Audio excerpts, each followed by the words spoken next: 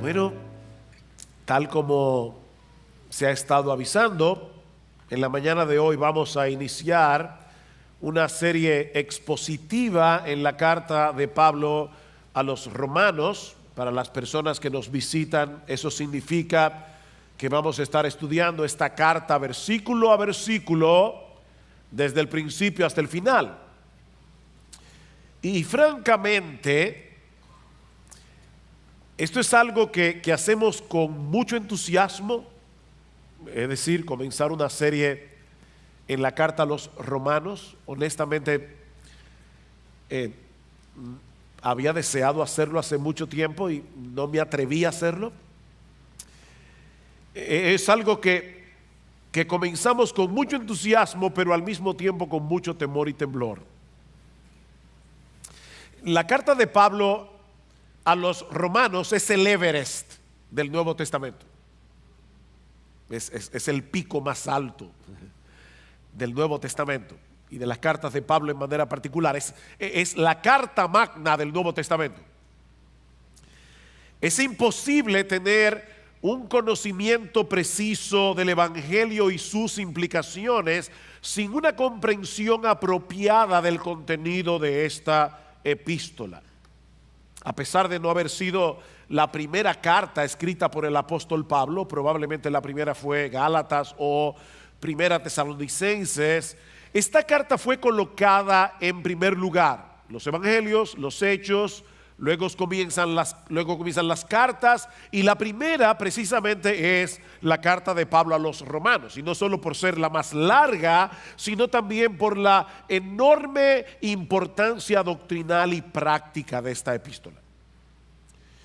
La carta a los romanos, en la providencia divina, ha jugado un papel fundamental en la propagación del Evangelio de Jesucristo a lo largo de toda la historia de la iglesia.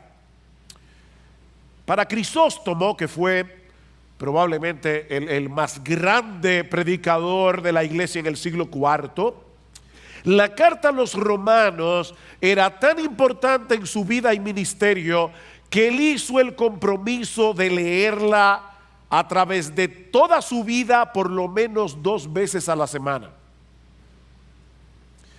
Crisóstomo decía que Romanos es indiscutiblemente el compendio más complejo y profundo de todas las verdades sagradas más fundamentales de la Biblia.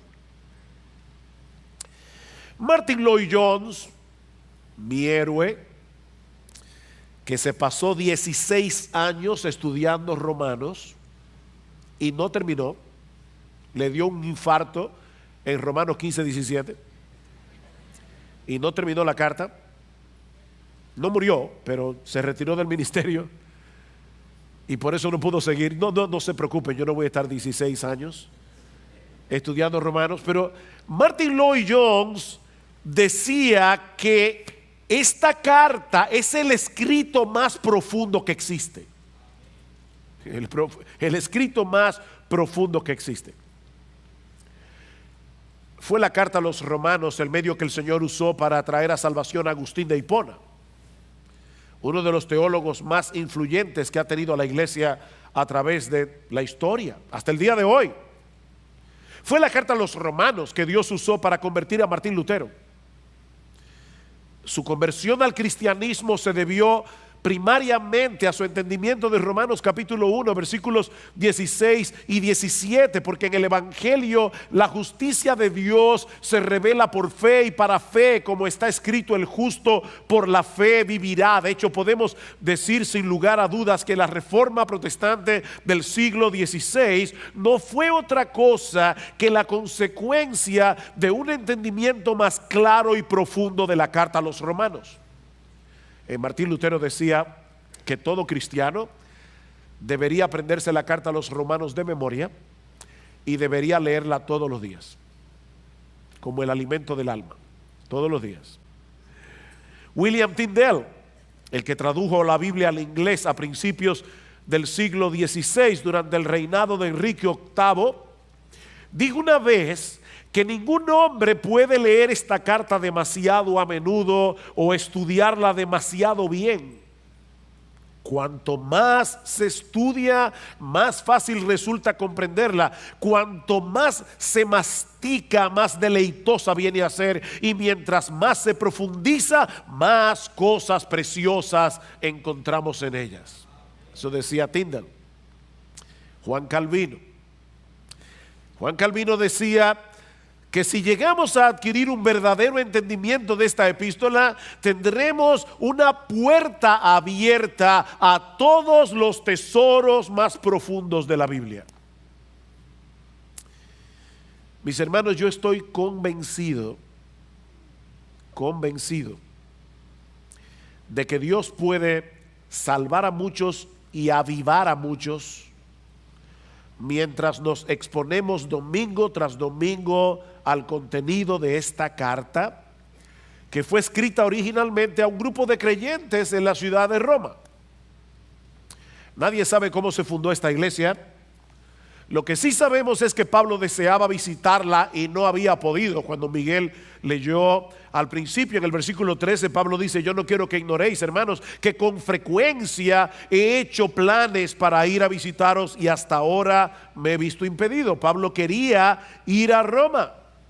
Así que él decide enviarles esta carta para explicarles con lujo de detalles el mensaje del evangelio que él predicaba entre los gentiles, y entre otras razones para que esta iglesia pudiera ser de ayuda en su deseo de llegar a España, como va a decir más adelante en el capítulo 15 de la carta. En la mañana de hoy vamos a limitarnos únicamente a la introducción de la epístola, los versículos 1 al 7 del capítulo 1. Ahora recuerden, hermanos, que Romanos no es un tratado teológico, aunque a veces lo parece. Pero en realidad Romanos es una carta que fue enviada a una iglesia compuesta por creyentes comunes y corrientes como tú y como yo.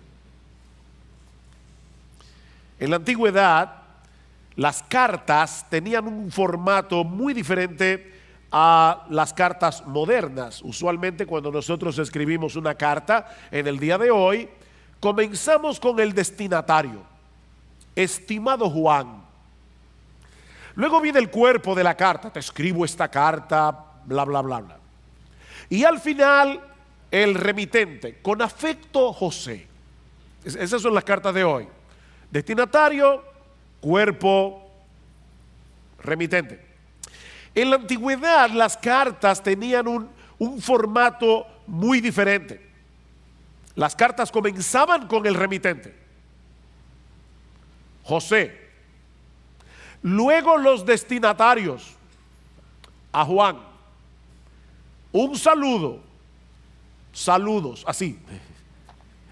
Y luego el cuerpo de la carta. Bueno, ese es el formato que Pablo usa en todas las cartas, casi en todas las cartas que él escribió, solo que él amplía cada uno de los elementos. No es simplemente José, a Juan, saludos. No, cada elemento Pablo lo amplía. Pero en ninguna otra carta del Nuevo Testamento el prefacio es tan largo como Romanos.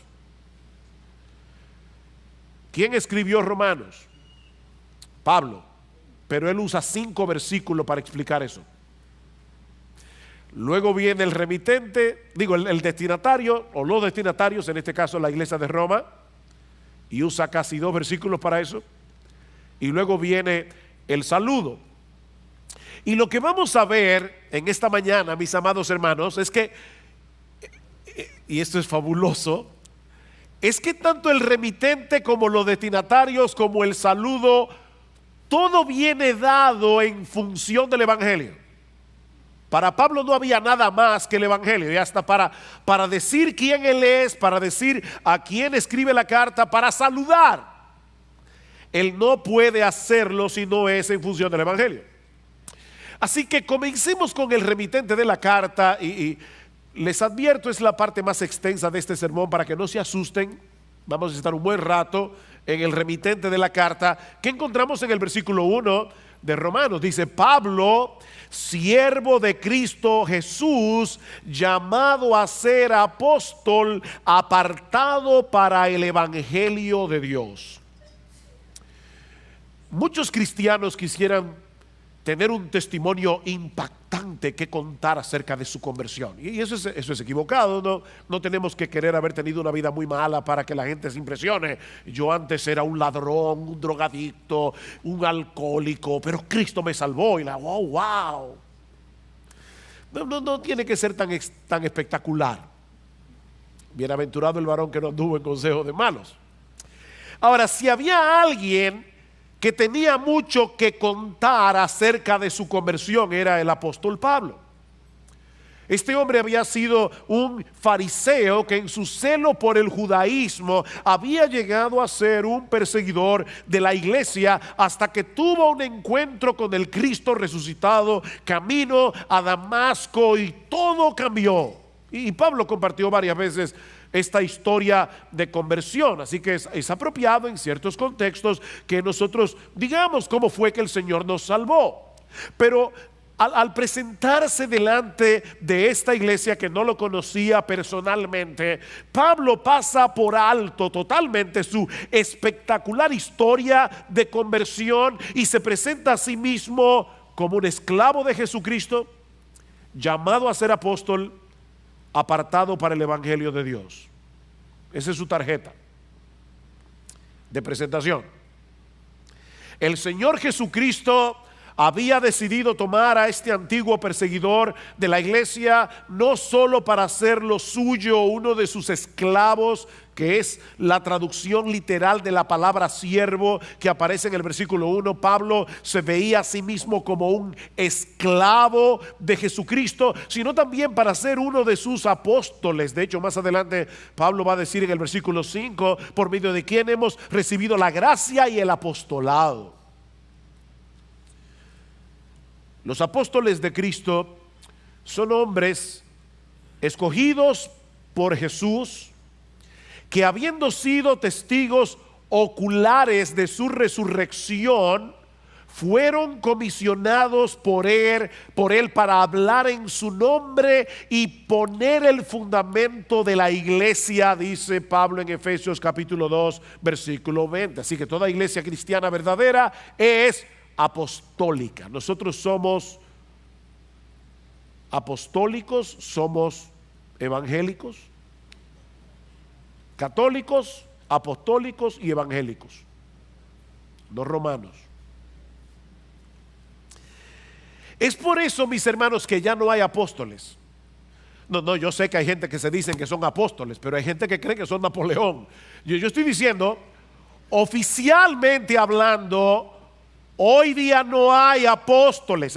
Una persona que se llame apóstol, sencillamente, y tal vez lo hace con un buen corazón, pero está sinceramente equivocado. No hay apóstoles en el día de hoy, porque los apóstoles pusieron el fundamento de la iglesia. Yo no sé cuántos ingenieros y arquitectos hay aquí, pero todo el mundo sabe que el fundamento de una edificación se pone una sola vez y para siempre. ¿Ok? Pero aparte de eso, Cristo encargó a estos hombres que fueron testigos oculares de su resurrección para ser apóstoles, y Pablo dice claramente en 1 Corintios capítulo 15 versículo 8 que el último ser humano que vio a Cristo resucitado fue él, camino a Damasco. Por eso él podía ser apóstol. Cristo se le apareció a Pablo para que él fuera un apóstol. Hay que ver al Cristo resucitado. Ahora, eso quiere decir, mis hermanos, y por eso esto es tan importante, que cuando un apóstol habla, lo hace como portavoz de Jesucristo, es decir, como si fuera Jesucristo mismo el que hablara. Así que al leer esta carta de Pablo a los romanos, debemos recordar que este no es un documento privado escrito por un creyente del primer siglo que estaba preocupado por una iglesia en la ciudad de Roma. No. Pablo escribe esta carta con la autoridad de un apóstol.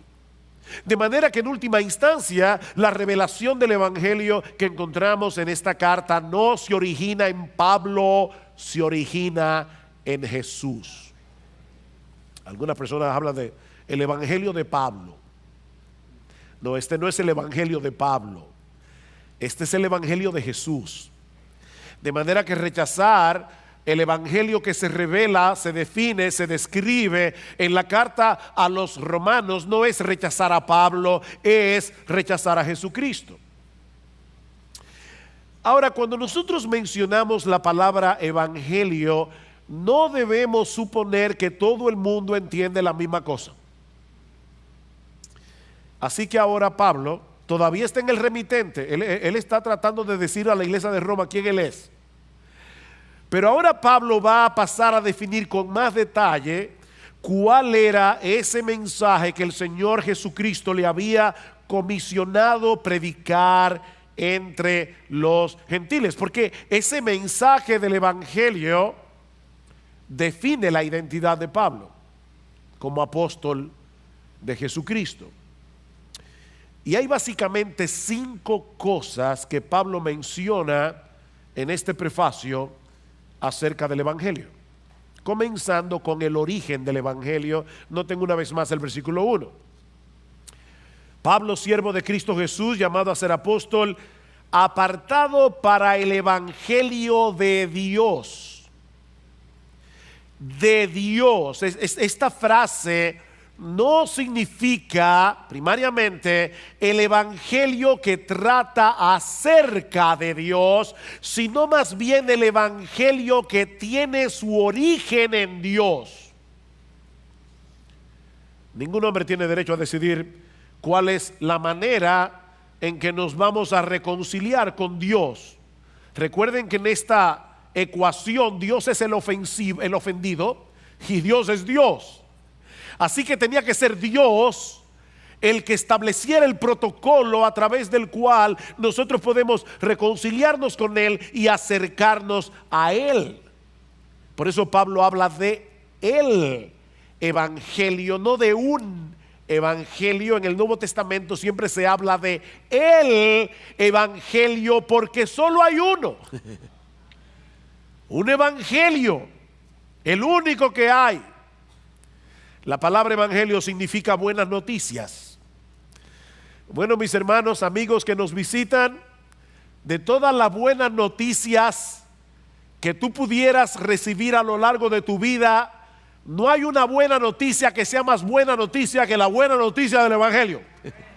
De hecho, sin esta buena noticia, ninguna noticia es buena. La buena noticia del evangelio es lo que hace bueno cualquier otra cosa.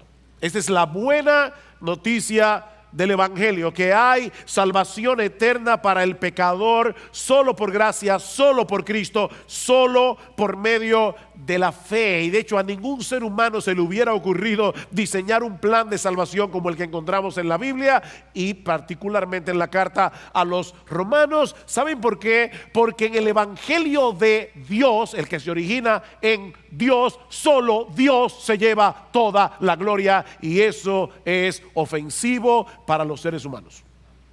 Decía Agustín de Hipona: al hombre le resulta ofensivo que Dios sea Dios. Y en el evangelio que se revela en el Nuevo Testamento y de manera particular en la carta de Pablo a los romanos, no hay un solo motivo para que el hombre sea exaltado. El único que merece la gloria es Dios. Este es el evangelio de Dios. El método de salvación fue diseñado por Dios y fue llevado a cabo por Dios de principio a fin por medio de la persona y la obra de su Hijo, para que Él solo sea glorificado en la salvación de los pecadores. Es por eso que más adelante, cuando Pablo llega al capítulo 11 de Romanos, que es cuando Pablo termina de exponer con todo detalle de qué se trata el evangelio, Pablo prorrumpe en unas palabras de doxología, en unas palabras de alabanza alabanzas a Dios. Oh profundidad de las riquezas de la sabiduría y del conocimiento de Dios. Cuán insondables son sus juicios e inescrutables sus caminos. Porque ¿quién entendió la mente del Señor? ¿A quién se le hubiera ocurrido un plan de salvación a través del cual el Dios ofendido es el que paga la deuda del pecado del hombre? ¿A quién se le hubiera ocurrido eso? Para que Él sea el justo y el que justifica al que es de la fe de Jesús. Dice Pablo, oh profundidad, ¿quién ha conocido la mente del Señor? ¿O quién llegó a ser su consejero? ¿O quién le ha dado a Él primero para que se le tenga que recompensar? Porque de Él y por Él y para Él son todas las cosas. A Él sea la gloria por los siglos. El evangelio se origina en Dios. Pero vemos también aquí en este prefacio, y todavía estamos en el remitente, recuerden, la continuidad del evangelio. Versículo 2. Que Él es Dios, que Él ya había prometido por medio de sus profetas en las Santas Escrituras. El evangelio que Pablo predicaba, el evangelio que encontramos en todo el Nuevo Testamento, es el mismo evangelio que comenzó a ser revelado en el huerto del Edén. No hay otro evangelio. Tan pronto Adán y Eva se rebelaron contra Dios, Él prometió enviarles un Salvador que habría de rescatarlos del pecado y de todas las consecuencias del pecado. Esa es la promesa que se va desarrollando a través de todo el Antiguo Testamento. Y todos los creyentes del Antiguo Pacto se salvaron porque pusieron su confianza en esa promesa. Se salvaron a crédito, porque Cristo no había llegado, pero ellos estaban esperando a ese Salvador. Tú vas a una tienda con tu tarjeta de crédito y pasas la tarjeta, tú no has pagado todavía un centavo, te llevas el televisor, disfrutas el televisor por un mes, hasta que llega la tarjeta y tienes que pagar. Bueno, todos los santos del Antiguo Testamento, no quiero ser irreverente, pero se salvaron porque Dios fue pasando la tarjeta por cada uno de ellos y el deudor era Jesucristo. Así que todo el mundo que se ha salvado desde Adán hasta el último que se salve, se va a salvar únicamente por gracia, únicamente por Cristo y únicamente por medio de la fe. Es el mismo evangelio. Los 39 libros del Antiguo Testamento son 39 postes que Dios colocó en el camino de los israelitas fieles para que supieran que debían esperar por fe en ese Mesías que habría de venir. Todos los corderos que fueron sacrificados en el Antiguo Testamento según el sistema sacrificial de la ley mosaica, todos apuntaban hacia Cristo. Todas las profecías, las grandes profecías del Antiguo Testamento apuntaban hacia el Mesías. Mientras que los 27 libros del Nuevo Testamento son 27 postes que nos llevan a descansar por fe en ese Mesías que ya vino, que murió, resucitó, ascendió a los cielos y está sentado a la diestra de Dios. De manera, mis hermanos, que este evangelio, el único que hay, es certificado tanto por los profetas del Antiguo Testamento como por los apóstoles del Nuevo Testamento, y en el medio por Jesús mismo. Y la unidad de su testimonio es una prueba poderosa, contundente, irrebatible de la veracidad del evangelio. Lo que nos lleva al tercer elemento que Pablo menciona en este prefacio, y es la esencia o sustancia del evangelio. Versículo 3, acerca de su Hijo, que nació de la descendencia de David según la carne. Acerca de su Hijo. Si este evangelio es revelado en toda la Escritura de principio a fin, entonces, mis hermanos, Jesucristo es el punto focal de toda la Biblia, porque Él es la esencia o sustancia del Evangelio. Jesucristo es el Evangelio. Dios no envió un plan para salvar al hombre. Él envió a una persona. A una persona. Y eso diferencia al cristianismo de todas las religiones del mundo.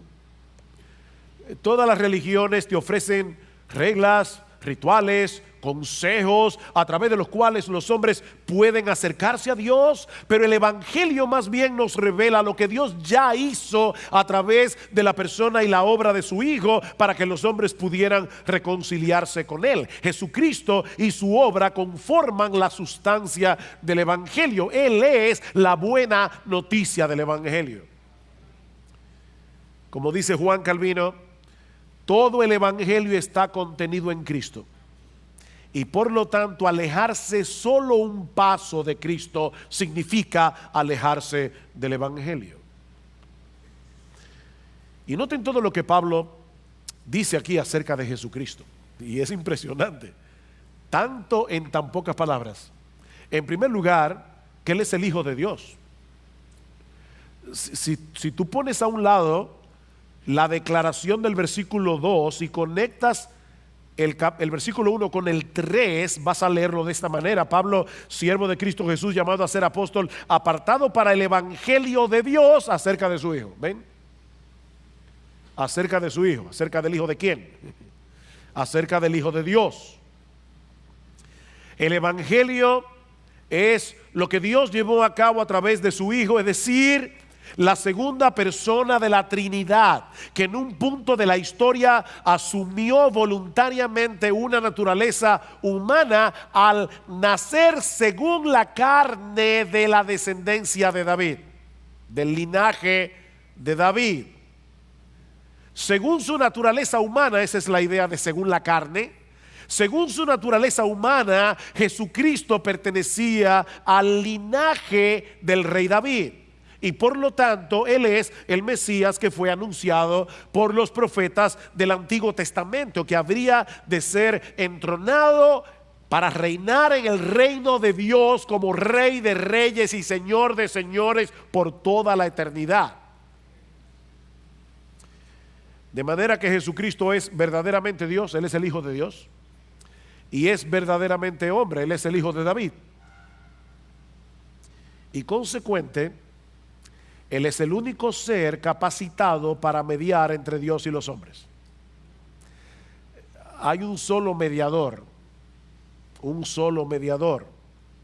No, María no es mediadora, no tenemos nada contra María, es la madre del Salvador, pero ella no puede mediar entre Dios y los hombres. Ningún santo puede mediar entre Dios y los hombres, solamente Jesucristo. 1 Timoteo capítulo 2 versículo 5: hay un solo Dios y hay un solo mediador entre Dios y los hombres, Jesucristo hombre. Porque para ser un mediador entre Dios y los hombres hay que ser Dios y hay que ser hombre.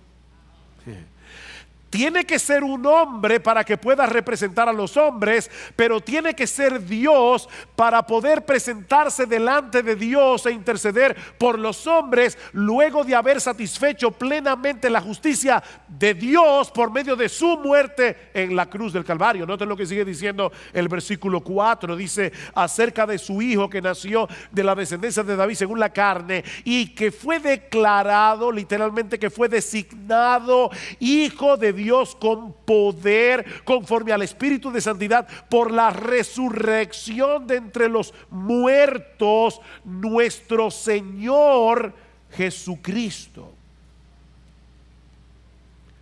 Él fue designado Hijo de Dios con poder, o el Hijo poderoso de Dios, como lo traduce otra versión, por medio de la resurrección. ¿Y eso qué significa?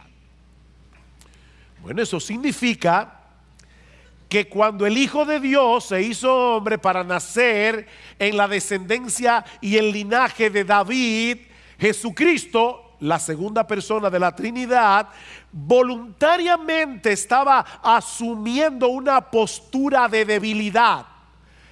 Él vino como un siervo, no como el rey soberano del universo. Fue en total debilidad que Jesucristo murió en la cruz del Calvario como un simple mortal. Pero ¿saben qué pasó? El Espíritu Santo, que es a quien se refiere aquí cuando dice conforme al Espíritu de santidad, es otra forma de decir el Espíritu Santo. El Espíritu Santo vino al tercer día y resucitó el cuerpo muerto de Jesús.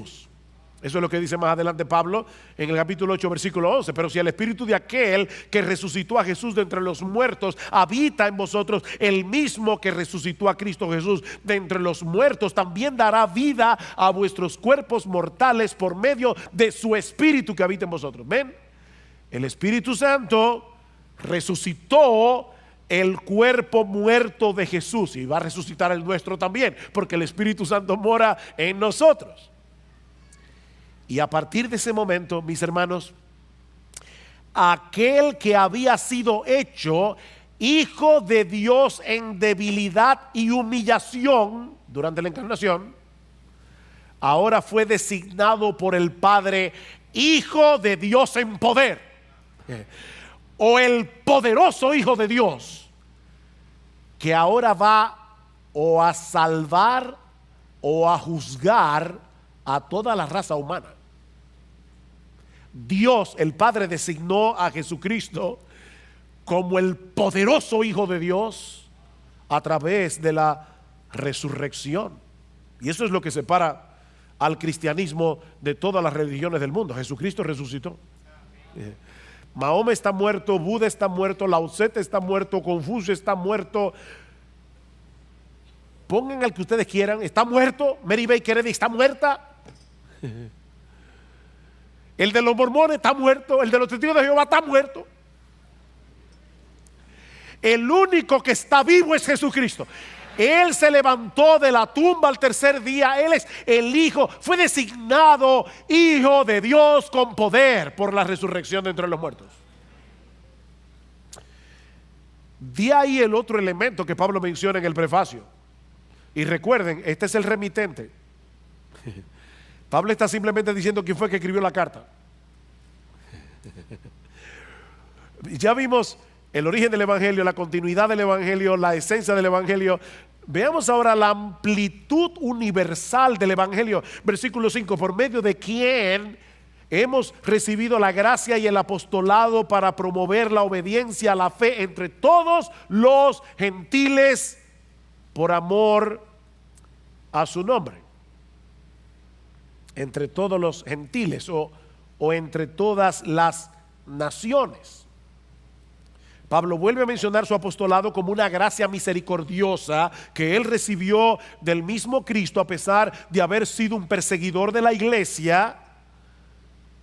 Pero él ahora quiere definir con más precisión de qué se trata este apostolado que él recibió de Jesús para promover la obediencia a la fe entre todos los gentiles. Jesucristo no vino a salvar a ninguna raza particular de seres humanos. Él es el único que puede dar salvación a cualquier pecador independientemente de su cultura, independientemente de su nacionalidad. Yo soy el camino y la verdad y la vida. Nadie viene al Padre sino por mí. El apóstol Pedro dice en Hechos capítulo 4 versículo 12 que en ningún otro hay salvación. En ningún otro hay salvación, porque no hay otro nombre bajo el cielo dado a los hombres en el cual podamos ser salvos. No importa si nació en República Dominicana, no importa si nació en Corea del Norte, no importa si nació en Arabia Saudita, hay un solo nombre a través del cual los hombres pueden ser salvos y es Jesucristo. Y es por eso que el Señor le encargó a Pablo de manera particular que llevara ese mensaje del Evangelio a los gentiles, es decir, a los que no son judíos de nacimiento. Por supuesto, Pablo no iba a dejar de predicarle el Evangelio a un judío por el hecho de ser judío. Pero lo que él está diciendo aquí es que su tarea primordial era llevar el mensaje de salvación a los gentiles, y me llama mucho la atención la manera como Pablo explica esto, dice, para promover la obediencia a la fe. En otras palabras, para promover el tipo de obediencia que surge o emana de la fe. Una de las cosas en las que Pablo insiste una y otra vez en todas sus epístolas, pero de manera particular en esta carta a los romanos, es que el pecador es justificado, es decir, declarado justo en el tribunal de Dios por medio de la fe sola.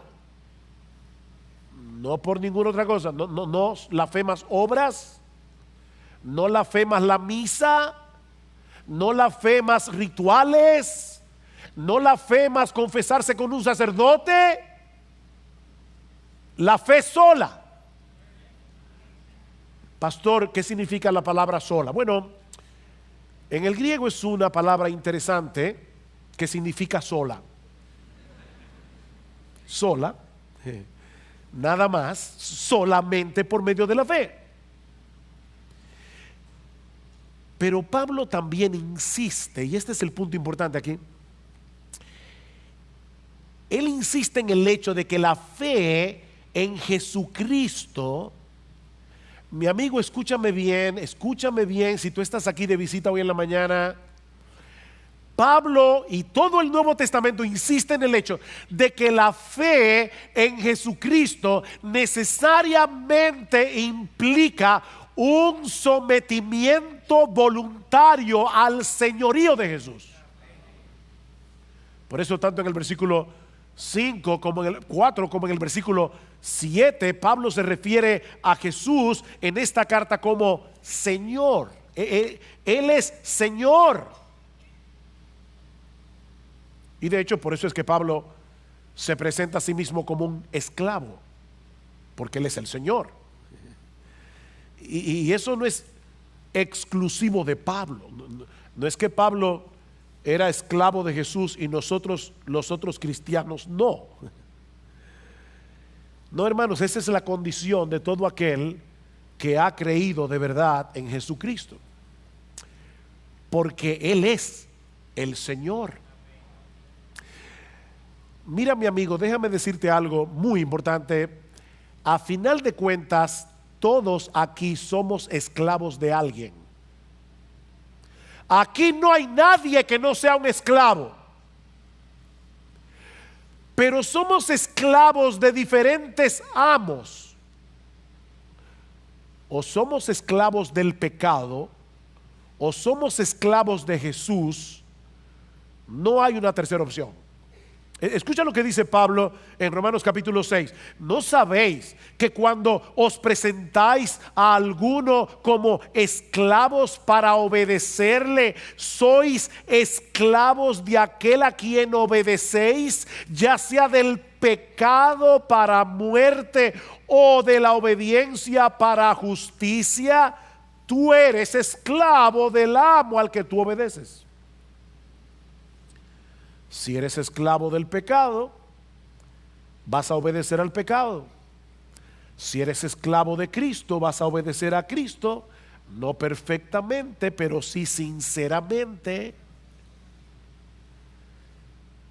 Y a la luz de esa realidad, yo te pregunto, ¿quién es tu amo?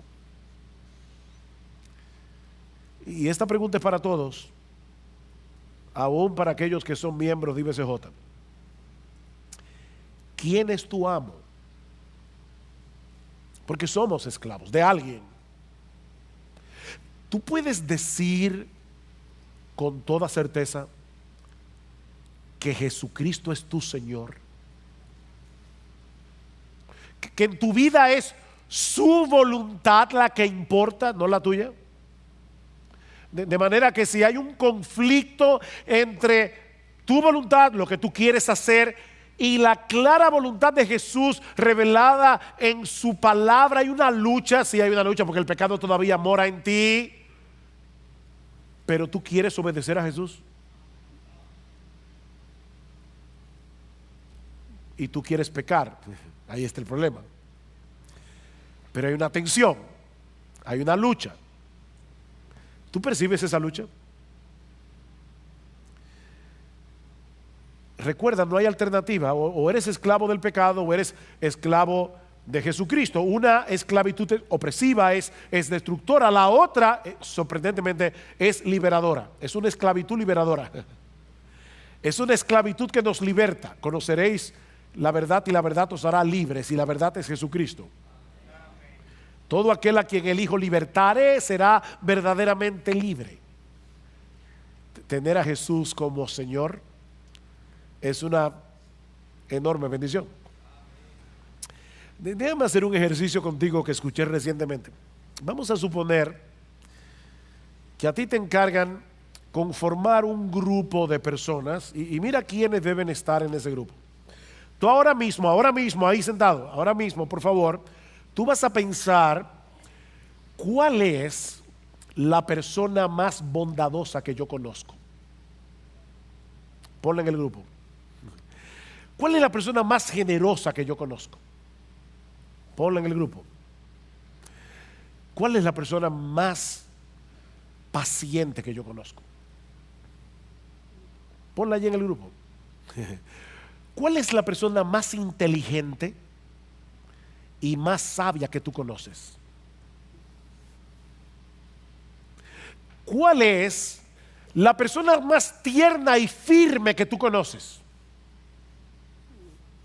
Esa va en el grupo.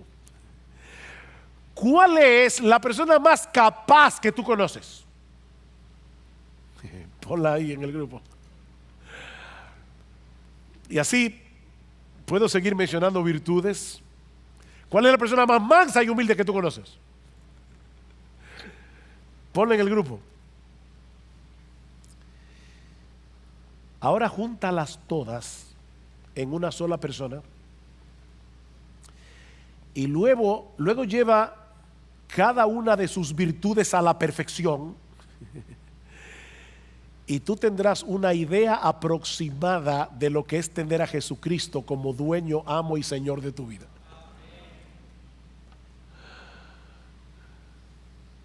Él es indescriptible.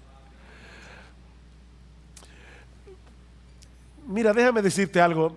A ti que eres esclavo del pecado, tú crees que tú eres libre, pero tú eres un esclavo. Lo que pasa es que el pecado opera a través de tus propios deseos y te engaña, y él te hace creer. Eres tú el que toma la decisión, pero porque eres un esclavo. Tú eres un esclavo, tú eres un esclavo. Por eso estás atado a vicios que no puedes dejar. ¿Cuántas veces tú has dicho, no fumo más? No es verdad, eres un esclavo. Tú eres un esclavo de buscar tu propia gloria. Tú eres un esclavo de buscar el control de todas las. Tú quisieras ser todopoderoso. Tú quisieras ser Superman. Porque tú eres un esclavo. Pero ahora déjame decirte algo para convencerte de que te hagas esclavo de Jesús. Cada vez que Él te ordena que hagas una cosa, lo que Él te está diciendo es algo como esto: mira lo que debes hacer si quieres preservar tu felicidad. Y cada vez que Él te prohíbe una cosa, lo que te está diciendo es lo que tienes que evitar para que no termines destruyendo tu vida. Porque Él es un amo perfectamente bueno y sabio. El pecado es un tirano perverso. Y lo que Dios le encomendó a Pablo es que él llevara esa buena noticia del evangelio entre las naciones para que hombres y mujeres se sometieran por la fe al señorío de Jesucristo. Eso es lo que Pablo está diciendo en el versículo 5. Y todo eso para la gloria de su nombre, que es el quinto elemento que encontramos en este prefacio. Noten el versículo 5 otra vez. Por medio de quien hemos recibido la gracia y el apostolado para promover la obediencia a la fe entre todos los gentiles, por amor a su nombre. Por amor a su nombre. La encomienda que Dios le había dado a Pablo de promover la obediencia de la fe entre los gentiles fue con el propósito expreso de que el nombre de nuestro bendito, precioso, exaltado Señor Jesucristo sea honrado entre todas las naciones. Esa es la meta final del Evangelio, es la exaltación de Jesús como el único Señor, como el único Salvador de la raza humana.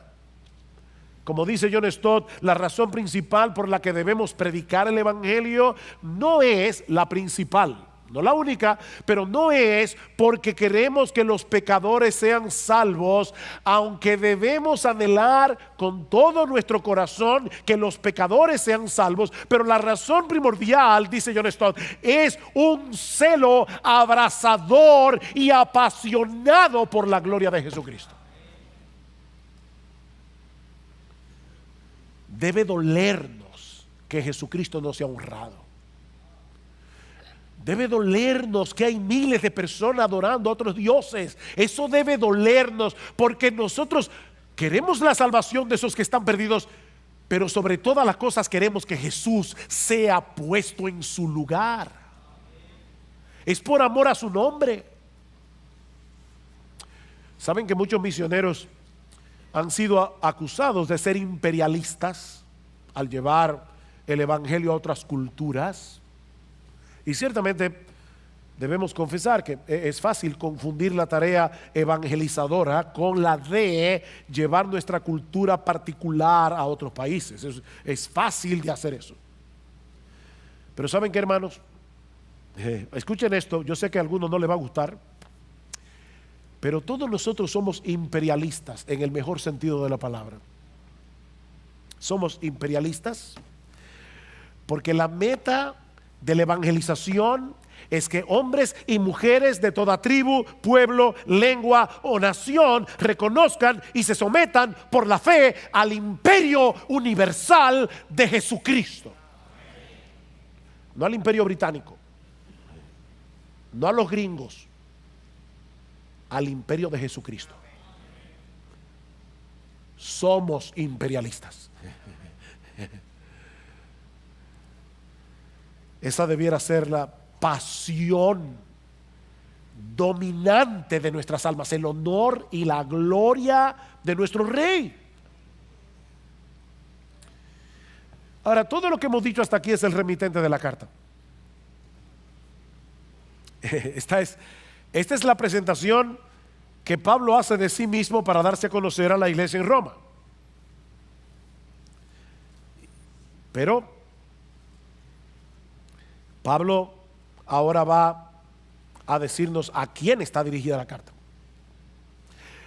Y así como nosotros vimos, y no se preocupen, estos dos puntos son más breves, claro. Así como nosotros vimos que el Evangelio define a Pablo, el Evangelio define a sus destinatarios. Noten el versículo 6. Dice, por amor a su nombre, entre los cuales, aquí está el destinatario, estáis también vosotros, llamados de Jesucristo, a todos los amados de Dios que están en Roma, llamados a ser santos. Esos son los destinatarios. Pablo dice tres cosas aquí de estos creyentes que están en Roma. Fueron llamados por Jesucristo porque eran amados de Dios con la finalidad de que fueran santificados. Estos hombres y mujeres habían llegado a ser cristianos porque Jesucristo mismo los había llamado a través de la predicación del Evangelio con un llamamiento eficaz. El Señor dice en Juan capítulo 10 que sus ovejas escuchan su voz y por eso vienen a Él. Pero Pablo aclara en la carta a los romanos que esa voz de Cristo no viene directamente desde el cielo, sino a través de la predicación del Evangelio. ¿Cómo oirán sin haber quien les predique? Porque la fe viene por el oír y el oír por la palabra de Dios. La fe viene por el oír la voz de Jesús, que es oída a través de la predicación de su palabra. ¿Y cuáles son esas ovejas que sin lugar a dudas responderán al llamado del evangelio en arrepentimiento y fe? Jesucristo dice: aquellas que el Padre me dio, dice Jesús en Juan 10, mis ovejas oyen mi voz y yo las conozco y me siguen, y yo les doy vida eterna y jamás perecerán y nadie las arrebatará de mi mano. Escuchen, mi Padre que me las dio, mi Padre que me las dio es mayor que todos y nadie las puede arrebatar de la mano de mi Padre. Estas ovejas fueron elegidas por el Padre desde antes de la fundación del mundo, como dice Pablo en Efesios 1, simplemente porque Dios las amó.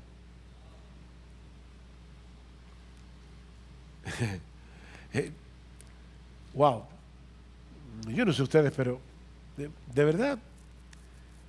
verdad Dios, desde antes de la fundación del mundo, sabiendo que yo iba a ser un pecador, que lo odiaba,